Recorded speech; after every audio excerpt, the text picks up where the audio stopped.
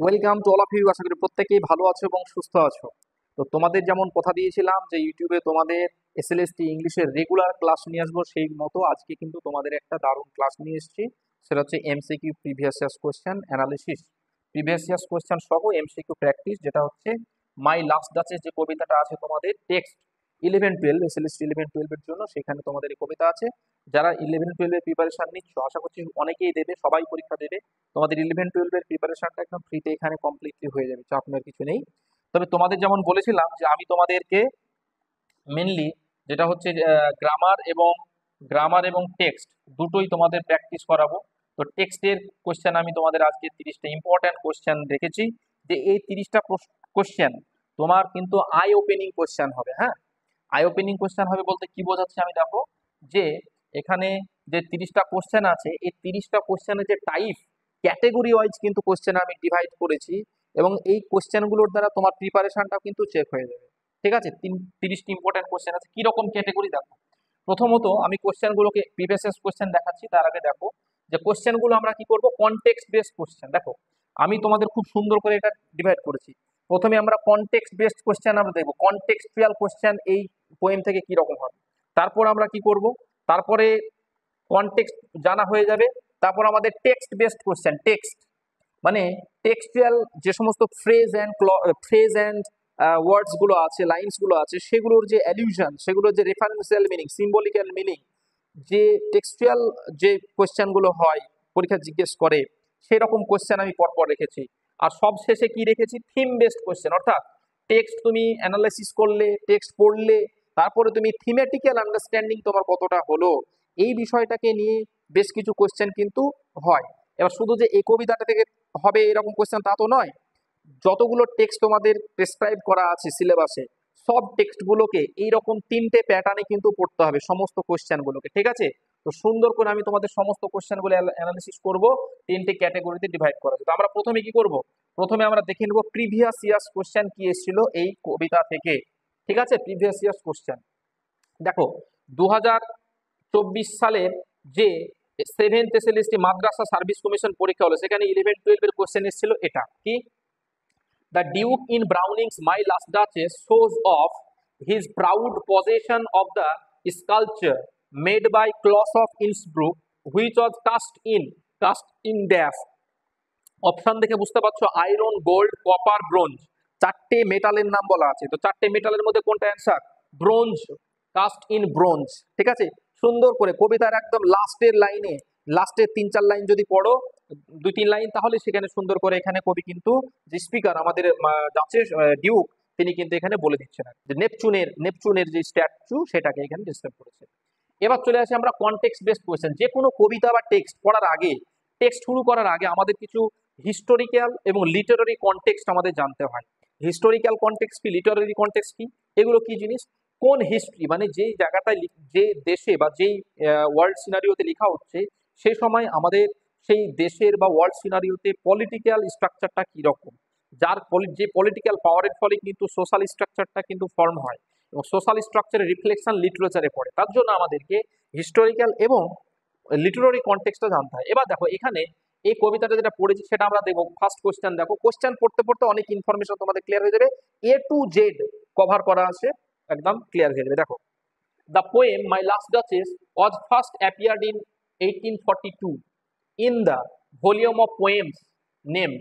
ঠিক আছে, যাদের পড়া আছে তাদের যেমন লাভবান হবে, নিজের প্রিপারেশনটা চেক হয়ে যাবে, কিরকম পড়াশোনা করে রেখেছো বা আন্ডারস্ট্যান্ডিং কতটা হয়েছে, এবং যারা ধরনের এখনো পড়োনি কবিতাটা, তাদের জন্য কিন্তু লাভবান হবে। তারা কিন্তু এই কোশ্চেনগুলোর যে মানে কোশ্চেনগুলোর টাইপ, কতটা ডেপথের, কত প্রকারের কোশ্চেন জিজ্ঞেস করা হচ্ছে, এই কোশ্চেনের একটা মানে ধারণা তোমার ক্লিয়ার হয়ে যাবে। এই ধারণাটাই তোমাকে টেক্সটটাকে পড়তে আরো বেশি উদ্বুদ্ধ করবে এবং ক্লিয়ার আন্ডারস্ট্যান্ডিং করতে সুবিধা করে দেবে। তো যাই হোক, এখানে দেখো, এখানে যখন এই কোশ্চেনটা নিয়ে কিন্তু তোমাদের খুব ডাউট হয়, কি হয়, যে 1842 সালে কবিতাটা কোথায় পাবলিশ হয়েছিল, Bells and Pomegranates, Italy and France, Dramatic Romance, Dramatic Lyrics. তো অনেকে অ্যান্সার করবে কিন্তু বেলস অ্যান্ড পোমেগ্রেনেটস। এই কোশ্চেনটা বুঝতে হবে, যখন তোমাকে বলবে ভলিউম অফ পোয়েমস, তখন তোমার উত্তর হয়ে যাবে ড্রামাটিক লিরিক্স, তার মানে এটা কারেক্ট অ্যান্সার হয়ে গেল ড্রামাটিক লিরিক্স। কিন্তু যদি বলে ইন হুইচ সিরিজ, মানে রবার্ট ব্রাউনিং কিন্তু একটা সিরিজ করেছিলেন, তিনি শুরু করেছিলেন যে সিরিজে কবিতাগুলোর ভলিউম আকারে পাবলিশ করা শুরু করেছিলেন তার লেখালেখিগুলো। তো ওই সিরিজটার নাম দিয়েছিলেন বেলস অ্যান্ড প্রোমেগ্রানেটস, ঠিক আছে। কিন্তু তার এই যে মানে ভলিউম অফ পোয়েমসটার নাম হবে কি ড্রামাটিক লিরিক্স, যেটা 1842 সালে আকার করেছিল। নেক্সট কোশ্চেন দেখো, 2 number question, what is the subtitle? খুব গুরুত্বপূর্ণ, অনেকে বুঝতে পারে না সাবটাইটেল কি। এপিগ্রাফ, এপিগ্রাফ জিনিসটা কি তোমরা জানো? রাইটিং এর শুরুতে বা সাবটাইটেল থাকে, কোন একটা টাইটেলের পরিবর্তে সাবটাইটেল ইউজ করি। তো এখানে এই কবিতাটা সাবটাইটেলও বলে ওটাকে, আবার এপিগ্রাফও বলে। মানে মাই লাস্ট ডাচেস কবিতাটার এপিগ্রাফটা কি যদি তোমাকে জিজ্ঞেস করে, বা সাবটাইটেল কি, উত্তর কি হবে? কবিতাটা শুরুতে, টেক্সট শুরুতে আমরা দেখতে পাবো, টেক্সটের শুরুতে ফেরারা, যে ইটালির যে আমাদের একটা কাউন্টি মানে প্লেস, সেই ফেরারা যে প্রভিন্সের কথা এখানে বলা আছে, সেই কিংডম, সেই ফেরারা হচ্ছে কারেক্ট আনসার। সেটা কিন্তু আমরা টেক্সটের শুরুতে নামটা আমরা দেখতে পাবো। চলো নেক্সট কোশ্চেন দেখি। Question number 3, context based question. The poem is loosely based on which historical figure? একটু বললাম হিস্টোরিক্যাল ফিগার, মানে এটা একটা হিস্টোরিক্যাল মিথোলজিক্যাল নয়, হিস্টোরিক্যাল ফিগারের উপর, মানে একজন ডিউক ছিলেন, সেই ডিউকের লাইফ স্টোরির উপর সঙ্গে সিমিলারিটি রেখে এই যে আমাদের ড্রামাটিক মনোলগ, এটা কিন্তু রবার্ট ব্রাউনিং লিখেছেন। তাহলে কোন হিস্টোরিক্যাল ফিগার? যারা পড়েছে দেখো, কিং হেনরি এইট, নাকি ডিউক আলফন্সো টু অফ ফেরারা, নাকি জুলিয়াস সিজার, না ডিউক ফার্ডিনান্ড ওয়ান অফ ফেরারা। তাহলে কোনটা কারেক্ট আনসার হয়ে যাবে? তোমরা সবাই বুঝতে পারছো, B is the correct answer, Duke Alfonso two of Ferrara, এটা হচ্ছে কারেক্ট আনসার হয়ে গেল। তাহলে এগুলো হিস্টোরিক্যাল ইনফরমেটিভ কোশ্চেন, একদম তোমাকে টেক্সট পড়ার সময় হিস্টোরিক্যাল ব্যাকগ্রাউন্ড, কন্টেক্সচুয়াল ব্যাকগ্রাউন্ড পড়ার সময় এগুলো মুখস্থ রাখতে হবে।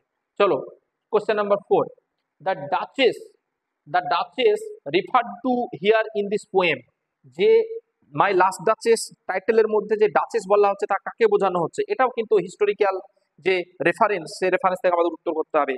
Duchess Barbara the nine, the নিস অফ ফার্ডিনান্ড ওয়ান, এটা বোঝাচ্ছে যাকে পরে বিয়ে করেছিলেন, এটা তো second wife. Duchess of Malfi, এটা নাকি ডাচেস অফ রেনেসা ইটালি, এটা না ডাচেস লুক্রেজিয়াডা মেডিসি, কোনটা? তো তোমরা যদি ভালো করে পড়ে রাখো কনটেক্সটটাকে, হিস্টোরিক্যাল কনটেক্সট, তাহলে ইজিলি উত্তর পেয়ে যাবে।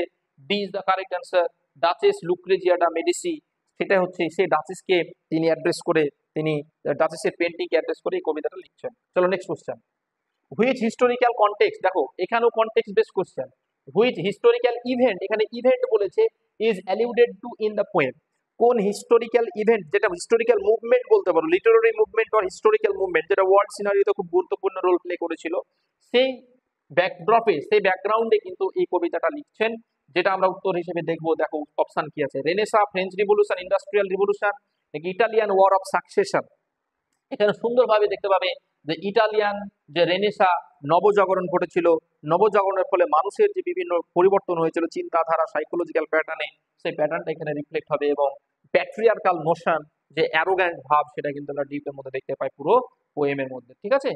6 নম্বর দেখো, the bronze statue of Neptune taming a sea horse was created by, already তোমাদের ফার্স্ট যে কোশ্চেন এসেছিল, যে প্রিভিয়াস ইয়ার্স কোশ্চেন মাদ্রাসা, সেখানে লেখাই ছিল ক্লস অফ ইন্সব্রুক। এটা তোমাদের একদম ইজি পাতি কোশ্চেন, কিন্তু দেখো অপশনগুলো দেখে তোমাদের কনফিউশন করে দেবে।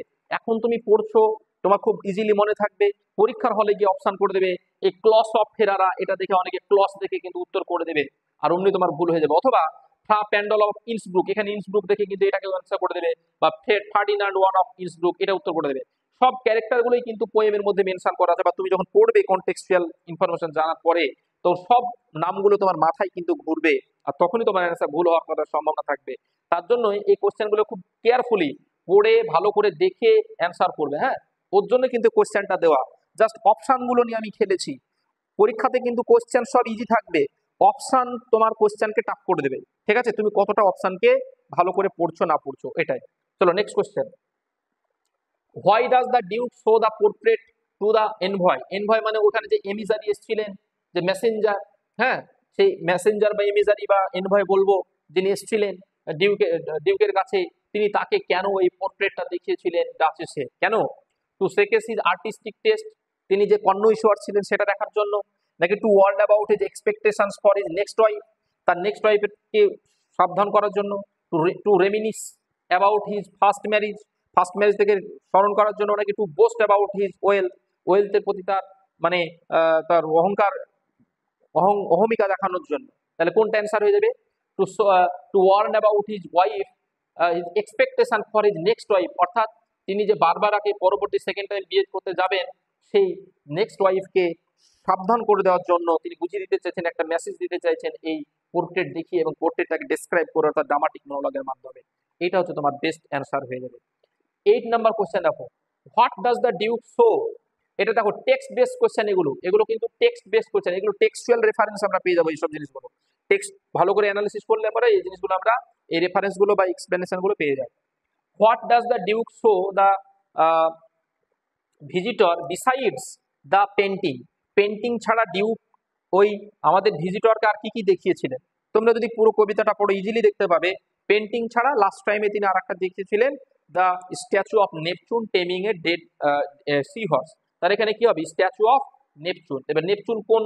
তোমরা জানো নেপচুনের সম্পর্কে তিনি একজন গ্রিক সি গড ছিলেন, যিনি সি হর্সকে তিনি টেম করছিলেন অর্থাৎ ক্যাপসাইজ করছিলেন আর কি। ঠিক আছে, তাহলে এটা একদম এক কথায় উত্তর, ইনফরমেশন বেসড কোশ্চেন। চলো next, text based question. What is the significance of duchess's smiles. ডাচেসের যে স্মাইলটাকে অনেকবার অনেক রকম ভাবে তিনি ব্যাখ্যা করেছেন পুরো কবিতা জুড়ে, তো তার সিগনিফিকেন্সটা কি? In the poem they symbolize her happiness in marriage. তার হ্যাপিনেস, বিয়ে করে তিনি খুব সুখে ছিলেন ডাচেস, সেটা বোঝাচ্ছে। They indicate her disloyalty and adulterous nature. তার যে অবিশ্বাস্য এবং অ্যাডাল্টারাস মানে হচ্ছে তোমার হচ্ছে মানে খুব খারাপ যে আচরণ, মানে নোংরা আচরণ, মানে বিশেষ করে তোমার হচ্ছে বিবাহ বহির্ভূত যে আচরণটা হয় সেই সেই প্রকৃতিটাকে বোঝাচ্ছে। নাকি they reflect her kindness and innocence. তার দয়াভাব এবং ইনোসেন্সটাকে, নিষ্পাপ ভাবটাকে প্রকাশ করছে। নাকি they show her manipulation of the Duke.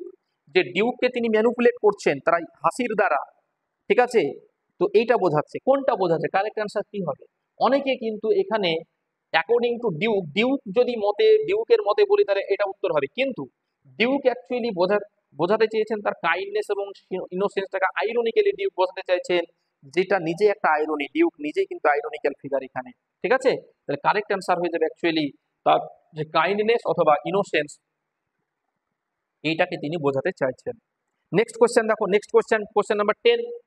The duke considers the portrait of the last duchess. Last ডাচেসের যে পোর্ট্রেট সেটাকে কনসিডার করছে a piece of wonder, because একটা পিস অফ ওন্ডার হিসেবে তিনি কনসিডার করছেন। কেন? The painting is life like. পেন্টিংটার জন্য জীবন্ত মনে হচ্ছিল। The painting has life itself. পেন্টিংটা নিজেরই জীবন ছিল। পেন্টিং এর কখনো জীবন থাকে কি? এটা হবে না। The painting is very plain and simple. পেন্টিংটা খুবই প্লেন এবং সিম্পল ছিল কি?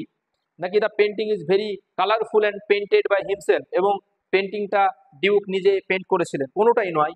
আমরা জানি পেন্টিংটা ছিল লাইফ লাইক, যেন মনে হচ্ছে সে যেন জীবন্ত অবস্থায় দাঁড়িয়ে আছে। কবি বারবার বলছে as if she is live, সে যেন বেঁচে আছে, তাকাচ্ছে, সেখানে দাঁড়িয়ে আছে পেন্টিং কলের উপর।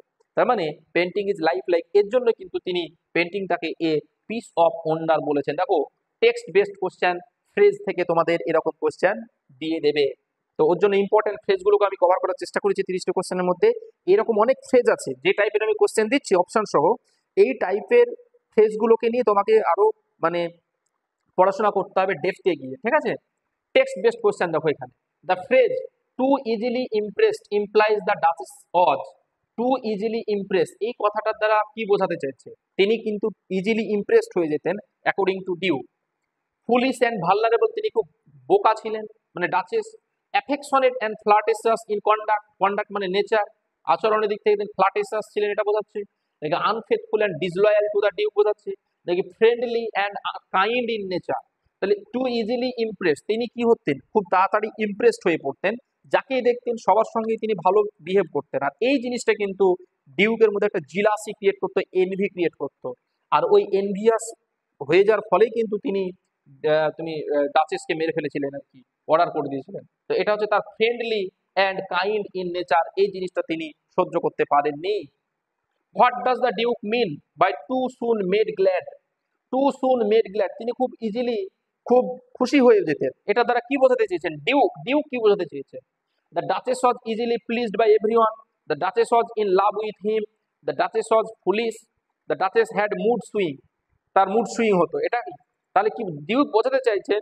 The duchess was easily pleased by everyone, মানে প্রত্যেকে, যে কোনো মানুষ তাকে ডাচেসকে মানে আনন্দ দিতে পারতো, খুশি করতে পারতো, এটাই বোঝাতে চেয়েছেন ডিউক আর কি। ঠিক আছে, তাহলে এটা কারেক্ট অ্যান্সার হয়ে গেল। এই কোশ্চেনটা কিন্তু ইজি, অপশন দেখে ইজিলি তোমরা এলিমিনেট করে উত্তর করতে পারবে। নেক্সট কোশ্চেন দেখি, text based question.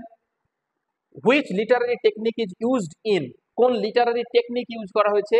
A heart, how shall I say, too soon made glad.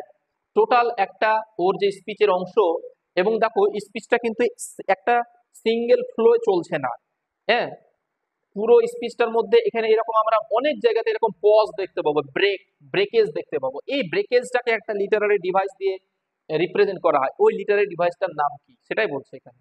Hyperbole, interrogation, দেখো এখানে আবার অনেকে ইন্টারোগেশন করবে, জিজ্ঞেস করেছে তাই, কিন্তু ইন্টারোগেশনের থাকে এখানে ইম্পর্ট্যান্ট হচ্ছে পুরো পোয়েম জুড়ে, যেটা হচ্ছে সেজুরা। এই সেজুরা হচ্ছে এমন একটা মানে লিটারারি ডিভাইস যেখানে there is a break or stoppage or pause in the flow of speech, in the flow of line or deliverance, সেটাকে আমরা সেজুরা বলি। তো এখানে কারেক্ট অ্যান্সার হয়ে যাবে সেজুরা। খুব গুরুত্বপূর্ণ একটা টার্মিনোলজি বা তোমার যে ফিগার্স অফ স্পিচ খুব ভালো করে পড়ে রাখতে হবে তোমাদের। নেক্সট কোশ্চেন দেখো, the phrase I gave comments occurred in the poem is an example of. এখানে আই গেভ কমেন্ট, এটাকে কি বলা হচ্ছে? আই গেভ কমেন্ট মানে আমি তাকে মেরে ফেলেছিলাম, ঘুরিয়ে বলছে তিনি, ঠিক যেমন তোমরা বলো ইটারনাল ডেথ, ইটারনাল সাইলেন্স মানে ডেথকে বোঝাও ওই রকম। এখানে এটার এক্সাম্পল কি?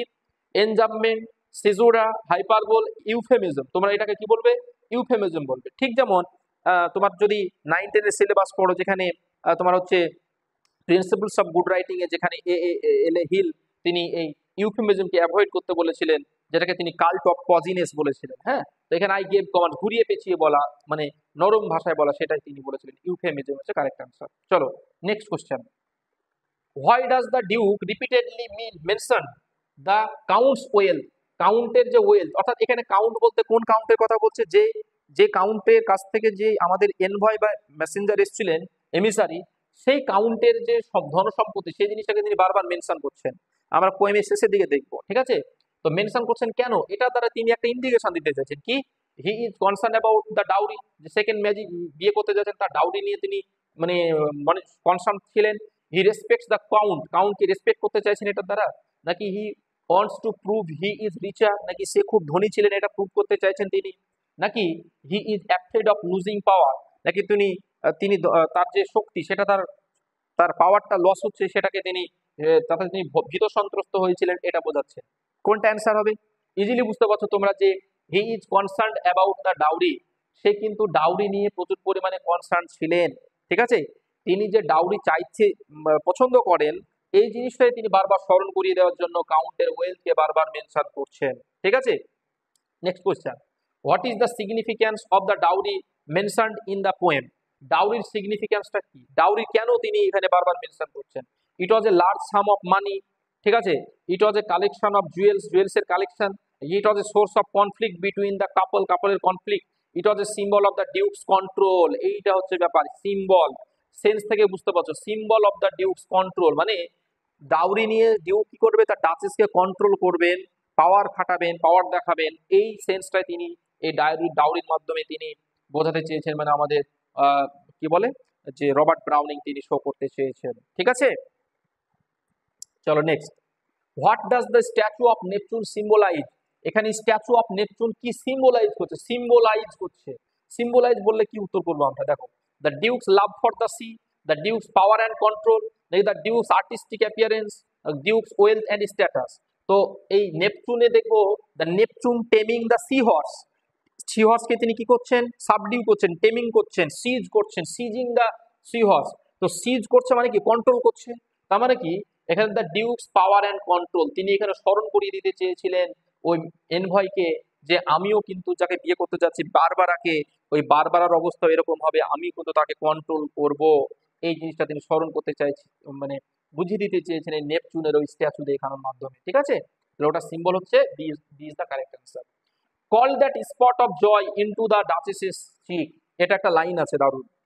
এই দ্যাট স্পট অফ জয়, এই স্পট অফ জয়টাকে নানান রকম ভাবে এক্সপ্লেন করেছেন আমাদের মানে ডাচেস ডিউক, এবং এই স্পট অফ জয়টাকে তিনি ডাউটফুল ওয়ে আইস দিয়েও দেখছেন, চোখে। এবং here that spot of joy refers to, এই স্পট অফ জয় কোনটা বোঝাচ্ছে? The smile in the face of the last duchess, the portrait of the last duchess on the wall, নাকি the joy felt by the duchess when Fra Pandolf admired her. The sculpture of Neptune taming a seahorse. কোনটা answer করবে? তো correct answer হচ্ছে তার মুখের উপর যে painting এ তার যে গাল চিকের উপর যে স্মাইলটা দেখা গিয়েছিল, the smile in the face of the duchess's cheek, তার গালে যে তোমার স্মাইলটা দেখা ছিল ওইটাকে স্পট অফ জয় হিসেবে ধরা হয়েছে। তার মানে টেক্সট যদি পড়া থাকে এই অ্যান্সারগুলো একদম ইজি উত্তর, ইজি কোশ্চেন আর কি। Robert Browning wrote the poem my last duchess in, লিখার প্যাটার্নটা কি ছিল, ফর্মটা কি ছিল? স্পেন্সারিয়ান স্ট্যান্জা, ব্যালাড স্ট্যান্জা, নাকি টার্জারিমা, নাকি রাইমড কাপলেটস অফ আয়াম্বিক পেন্টামিটা? তো এগুলো সবগুলোর ব্যাখ্যা আমি করছি না, তোমরা যদি কবিতাটা পড়ে ইজিলি বুঝতে পারবে। রাইমড কাপলেটস অফ আয়াম্বিক পেন্টামিটার, যেটা কাপলেটস মানে দুই লাইনের যে রাইমিং লাইন থাকে, টু রাইমিং লাইনস যেটা থাকে সেগুলো আমরা কাপলেটস বলি। এবং এই মিটারটা যদি দেখি আয়াম্বিক পেন্টামিটার পাবো আমরা প্রোজোডি এখানে দেখতে পাবো। ঠিক আছে, কারেক্ট অ্যান্সার ডি হয়ে গেল। Next question, this grew here this may refer to, এখানে দিস বলতে কি বোঝানো হয়েছে? দিস গ্রু মানে কবিতাটা পড়তে পড়তে দেখবো তার স্মাইলিং নিয়ে, তার যে ডাচেসের স্মাইলিং করা, এই স্মাইলিংটাকে বোঝাবে। এবং যদি অপশন অনুযায়ী এটার উত্তর হবে, যদি শুধু স্মাইলিং থাকে স্মাইলিং করবে, যদি ওভারঅল তার যে ডাচেসের যে ক্যারেক্টার, সেই ক্যারেক্টারের যে তার যে কন্ডাক্ট, সবার সঙ্গে যিনি বিহেভ করতেন তার বিহেভিয়ার, সেই বিহেভিয়ার বোঝালে বিহেভিয়ার উত্তর হয়ে যাবে। এখানে কি বলছে দেখো, এখানে উত্তর হিসেবে কোনটা নেবে? The duchess says habit of extending smile to all, the duke's inferiority complex, the duke's jealousy, the last duchess's love for the duke। তো ডিউকের প্রতি তার প্রেমটাকে বোঝাচ্ছে না এখানে। এখানে কবিতাটা লাইনটা যদি তোমরা ভালো করে লক্ষ্য করো তাহলে ওইখানে যে লাস্ট ডাচেসের যে habit of extending smile to all, প্রত্যেকের প্রতি তার যে হ্যাবিট, সবাইকে হাসি দেওয়া, এই হ্যাবিটটাকে বোঝাতে গিয়ে তিনি বুঝেছিলেন দিস গ্রু, এটা দিন দিন বেড়েই চলেছিল। আর আমি তখনই কমেন্ট করে দিয়েছিলাম, আই গেভ কমেন্ট, আমি অর্ডার দিয়ে দিয়েছিলাম, এইরকম তিনি বলতে চেয়েছেন। এটা অ্যান্সার হয়ে গেল, A is the correct answer. Next question দেখো, the poem's form of a dramatic monologue is effective. এবার দেখো থিম বেসড কোশ্চেন। থিম মানে এতক্ষণ কবিতাটা পড়ে আমরা কি ধরনের আইডিয়া, কি ধরনের আন্ডারস্ট্যান্ডিং করলাম, কতটা বুঝলাম, এই টাইপের কোশ্চেন কিন্তু হয়। The form of dramatic monologue is effective mainly because, কেন effective? It reveals the Duke's true personality indirectly. It allows a single character to speak. It provides a fair and balanced viewpoint.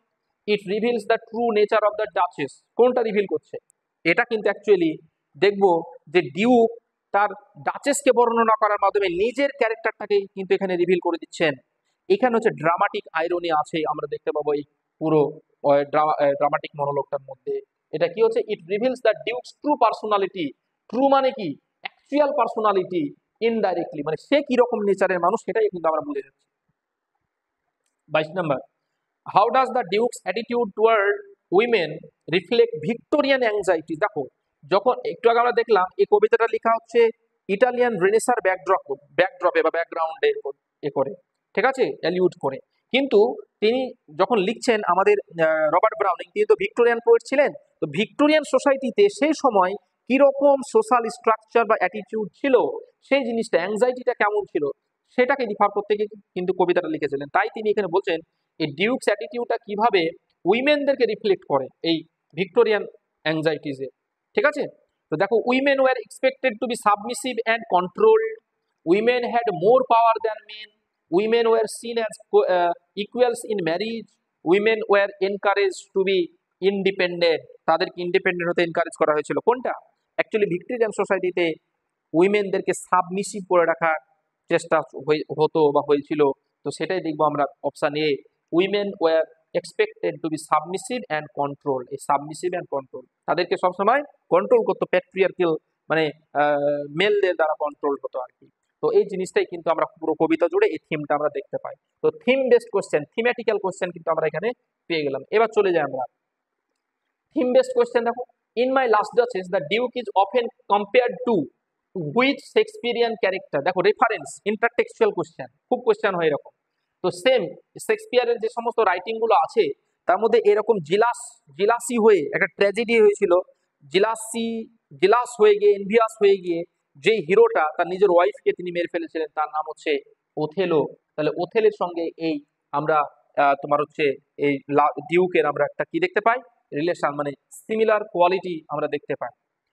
Question number 24, what theme does the poem share with Shakespeare's Othello? আমি already বললাম jealousy or envy, the tragic consequence of jealousy or envy. জিলাসির পরিবর্তে তোমাদের এখানে এনভিও থাকতে পারে, ঠিক আছে? এনভি মানেও জেলাসি আর কি। তার মানে জেলাস অথবা এনভি হয়ে যাওয়ার ফলেই কিন্তু এখানে ট্র্যাজেডি হয়েছিল, যেমন ওথেলোর, তেমনি এখানে ডিউকও কিন্তু জেলাসি ফিল করেছিল, তার ওয়াইফের যে কন্ডাক্ট ডাচেসের সেটা তিনি সহ্য করতে পারেনি, যার ফলে ডাচেসের লাইফে কি হয়েছিল, ট্র্যাজেডি নেমে এসেছিল। তাহলে এটা কারেক্ট অ্যান্সার হয়ে গেল এ। তিনটা অপশন বাকি, দেখো ওগুলোর হবে না, অলরেডি আমি অ্যান্সারটা বলে দিলাম, যেহেতু আগে কোশ্চেন এক্সপ্লেন করতে গিয়ে ওটা বলছি না। চলো, what does the duke's control over the portrait symbolize? দেখো, কন্ট্রোল ওভার দ্য পোর্ট্রেট মানে ডিউক ওই পোর্ট্রেট মানে পিকচারটাকে, পেন্টিংটাকে কন্ট্রোল করছে। এটা দ্বারা কি বোঝানো হচ্ছে? His artistic taste as he considers himself a connoisseur of art, এটা বোঝাচ্ছে। নাকি his inability to control his wife in life so he controls her in death, মানে তার ইনএবিলিটি, বেঁচে থাকা অবস্থায় কন্ট্রোল করতে পারেনি, তাই তিনি এখন কন্ট্রোল করছেন মৃত অবস্থায় তার পোর্ট্রেটটাকে, এটা বোঝাচ্ছে। His admiration for Fra Pandolf as he painted the duchess giving a lively quality, সেটা বোঝাচ্ছে। নাকি বোথ এ অ্যান্ড সি, নাকি এ এবং সি বোঝাচ্ছে? এ এবং সি তো হবে না, সে নিজেকে কন্নোসিওর আর্ট মনে করছে, ঠিক আছে, আর্টিস্টিক টেস্ট হচ্ছে, অনেকে উত্তর করবে। অ্যাকচুয়ালি এটা যে কন্ট্রোল ওভার দ্য পোর্ট্রেট, এটা সিম্বলিক্যাল মিনিং যদি বলি, তাহলে কিন্তু B will be the most appropriate answer. তোমরা অনেকে কি করবে, বোথ এ অ্যান্ড সি আছে, ওই অ্যান্ড সি মনে হবে উত্তর, কিন্তু উত্তর কারেক্ট অ্যান্সার হয়ে যাবে কি বি। কেন হবে? His inability to control his wife in life, in life মানে তার জীবন্ত থাকা অবস্থায় তিনি কিন্তু সে অক্ষম ছিলেন, সক্ষম ছিলেন না। So he controls her in death, তার মৃত অবস্থা তাকে তিনি কন্ট্রোল করছেন। এটাই হচ্ছে আইরনি। এই আইরনিটাকে এক্সপ্রেস করতে গিয়ে কিন্তু এখানে রবার্ট ব্রাউনিং এভাবে রিপ্রেজেন্ট করেছেন আমাদের ডিউককে, ঠিক আছে? 26, what is ironic about the Duke's complaints? Duke যে কমপ্লেন করছেন যে আমার আমার ডাচেস এই ছিল, সেই ছিল, অমুক ছিল, তমুক ছিল, এর মধ্যে আইরনিক্যাল ব্যাপার আছে। কি আইরনিক্যাল ব্যাপার? অ্যাকচুয়ালি তিনি তার ডাচেসকে মানে এক্সপ্লেন করছেন, ঠিক আছে, ডেসক্রাইব করছেন, অ্যাকচুয়ালি ওর মাধ্যমে নিজেকে এক্সপ্লেন করছেন, নিজের ক্যারেক্টারটাই শো করে দিচ্ছেন, ঠিক আছে? এরকম একটা কোশ্চেন রেখেছিলাম, ওই দেখো, he wants another marriage but seems happy alone, এটা অন্য একটা ম্যারেজ করতে চাইছেন, একাই হ্যাপি থাকতে চাইছে। He accuses the duchess of being too kind while being cruel himself, তিনি আইরনিক্যালি বলছেন আমার ডাচেস খুব কাইন্ড ছিলেন, খুব জেনারাস ছিলেন, ঠিক আছে, কিন্তু অ্যাকচুয়ালি সে নিজে হচ্ছে ক্রুয়েল, এটাই আইরনিক্যালি বোঝাচ্ছে। এই অ্যান্সারটা আমরা দেখবো। He does not appreciate the beauty of the painting, beauty পেন্টিংটাকে অ্যাপ্রিসিয়েট করেননি এমন নয়, কিন্তু অ্যাপ্রিসিয়েট করেছিলেন উনি। নান অফ দি, এটা উত্তর হবে না, তাহলে উত্তর হয়ে গেল বি, অ্যাপ্রোপ্রিয়েট অ্যান্সার হয়ে গেল। Question number 7, what does the duke's attitude toward women reveal about Renaissance society? ডিউকের যে অ্যাটিটিউড ছিল রেনেসা সোসাইটির যে উইমেনদের প্রতি, সেই তার মানে অ্যাটিটিউডটা কি ছিল, তার দৃষ্টিভঙ্গিটা কি ছিল, তার পার্সপেক্টিভটা কি ছিল? Women were given complete freedom, উইমেনদেরকে কমপ্লিট ফ্রিডম দেওয়া হয়েছিল, এটা উত্তর হবে। Women wanted more political power, উইমেনদের আরো পলিটিক্যাল পাওয়ার দরকার ছিল। Women were expected to be submissive, নাকি উইমেনদেরকে সাবমিসিভ মনে করা হয়েছিল। একটু আগে আমরা দেখলাম ভিক্টোরিয়ান অ্যাংজাইটি, ভিক্টোরিয়ান অ্যাংজাইটি যা হবে রেনেসাঁ সোসাইটিতে একই রিফ্লেকশন ঘটবে। অল অফ দ্য অ্যাবভ, অনেকেই অল অফ দ্য অ্যাবভ দেখে অল অফ দ্য অ্যাবভ করবে উত্তর, কিন্তু এটা উত্তর যেমনই করবার ভুল হয়ে যাবে। তোমার উত্তর হয়ে যাবে C, women were expected to be submissive, উইমেনদেরকে সাবমিসিভ করা হয়েছিল, কারণ এখানে পলিটিক্যাল পাওয়ারের কথা দেখবো না এবং কমপ্লিট ফ্রিডমের কথা আমরা দেখতে পাবো না, ঠিক আছে? তাহলে C is the correct answer, C will be the correct answer. 28, the repetition of the name Fra Pandolf, এই ফ্রা প্যান্ডল নামটা কিন্তু অনেকবার রিপিট করছেন। কেন রিপিট করছেন? রিপিট করার মাধ্যমে আমরা কিন্তু কোনো মানুষের নাম রিপিট করি, হয় তাকে ভালোবেসে, আর না হলে তার প্রতি ঘৃণা প্রকাশ করার জন্য ইউজ করি, জিলাসি প্রকাশ করার জন্য ইউজ করি। তো বারবার রিপিট করছেন কেন? Emphasise the duke's admiration for the painter, পেন্টারের প্রতি অ্যাডমিরেশন মানে তার প্রশংসা। Suggest jealousy and obsession of the duke, show the duke's appreciation of art, indicate the duchess was unfaithful, duchess unfaithful ছিলেন এটা বোঝাচ্ছে, ঠিক আছে? ডাচেস আনফেথফুল ছিলেন এটা বোঝাচ্ছে ঠিকই, কিন্তু তার থেকে বেশি প্রমিনেন্ট, বেশি যেটা সিম্বলিক্যাল মিনিং সাজেস্ট করে, সেটা হচ্ছে জিলাসি and obsession of the Duke. Duke যে প্রচুর পরিমাণে জিলাস ছিলেন তার প্রতি, তার ওই পেন্টার এবং তার যে ডাচেসের অ্যাক্টিভিটির প্রতি, এবং তিনি সেগুলো সাবমিসিভ নেচার, তিনি মানে অবসেস ছিলেন ওই চিন্তা ভাবনাগুলোতে পুরোপুরি, ও অবসেশনটাকে এখানে প্রকাশ করছে, মানে B is the correct answer. দেখো লাস্ট দুটো কোশ্চেন আছে, তার আগে বলি আমাদের ফিনিক্স ইংলিশ হাবে এখনো পর্যন্ত কিন্তু মক টেস্ট অ্যারেঞ্জ করা হচ্ছে। আগে অনেকগুলো মক টেস্ট হয়েছে, সেই মক টেস্টগুলো তোমার সেকশনাল মক টেস্ট হচ্ছে এবং ফুল মক টেস্ট হচ্ছে। প্রত্যেকটা মক টেস্ট কিন্তু দারুণভাবে হচ্ছে। তোমরা মক টেস্টের আমাদের এখন কিন্তু সেকশনাল মক টেস্ট হচ্ছে এবং ফুল মক টেস্ট। তো সমস্ত মক টেস্টের তোমার হচ্ছে ফিজ এখন কিন্তু ডিসকাউন্ট করে কমানো হয়েছে, সেটা তোমরা এই নাম্বারে ফোন করে জেনে নাও, না এই নাম্বারে অথবা এই নাম্বারে, এটা আমার নাম্বার, এটা আমাদের বিবি স্যারের নাম্বার, যে কোনো একটা নাম্বারে ফোন করে হোক কিংবা SMS করে তোমরা জেনে নিতে পারবে, ঠিক আছে। এবং তোমরা যদি মনে করে যারা ধরে নাও প্রিপারেশন নিতে চাইছো 9, 10 এবং 11, 12 আলাদা আলাদা কিংবা দুটোরই আমাদের কিন্তু লাইভ ক্লাস চলছে এখনো, এবং প্রত্যেকটা ক্লাসে রেকর্ডিং দেওয়া হচ্ছে, complete study material, complete mock test সবকিছু একসঙ্গে পেয়ে যাবে। একটা টেক্সটও বাদ থাকবে না, প্রত্যেকটা টেক্সটে লাইন বাই লাইন এক্সপ্লেন করা হচ্ছে। 4 জন স্যার ম্যাডাম মিলে আমরা ক্লাস করাচ্ছি। তো যত রকমের তোমাদের ইনকোয়ারি আছে, যে কোনো ইনকোয়ারির জন্য এই নাম্বার দুটোতে যে কোনো একটাতে ফোন করে বা SMS করে তোমরা জেনে নাও। ওকে, চলো নেক্সট কোশ্চেন দেখো।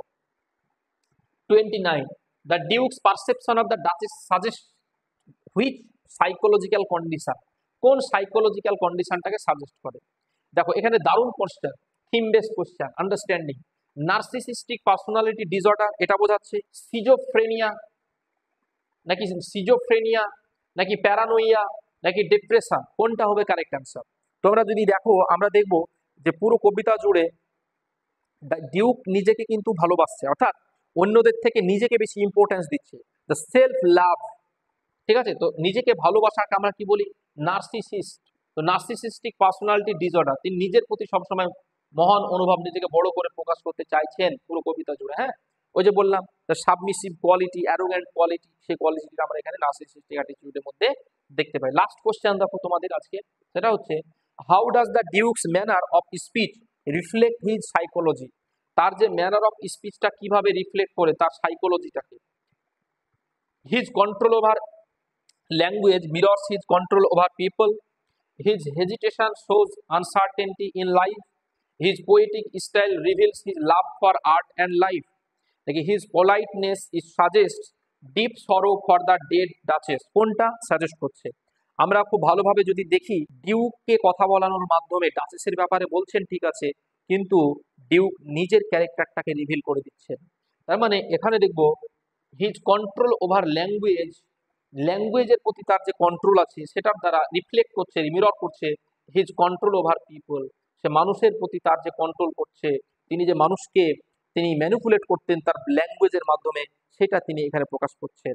পুরো কবিতা জুড়ে দেখব যে এনভয় বা এমিসারিকে তিনি বারবার করে বলছেন উঠুন বসুন, এ করুন সে করুন, এটা সেটা, আমি যে আমার কথা বলার মধ্যে কোনো ইয়ে নেই, মানে আমি এক্সপার্ট নয়, আপনার হয়তো সেই এক্সপার্টাইজটা থাকতে পারেন, এটা বলছে, কিন্তু সে নিজে বকবক করে এতক্ষণ বকবক করছে পুরো ড্রামাটিক মনোলগ জুড়ে।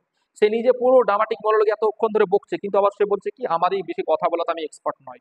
এইগুলো হচ্ছে আইরনিক্যাল, এবং এটার দ্বারা কিন্তু অ্যাকচুয়ালি তিনি কি করছেন? অন্যকে ম্যানিপুলেট করার চেষ্টা করছেন এবং সাবমিসিভ কন্ট্রোল করার চেষ্টা করছেন। এটা হচ্ছে তার কারেক্ট অ্যান্সার। আশা করছি কোশ্চেনগুলো খুব ভালো লেগেছে তোমাদের।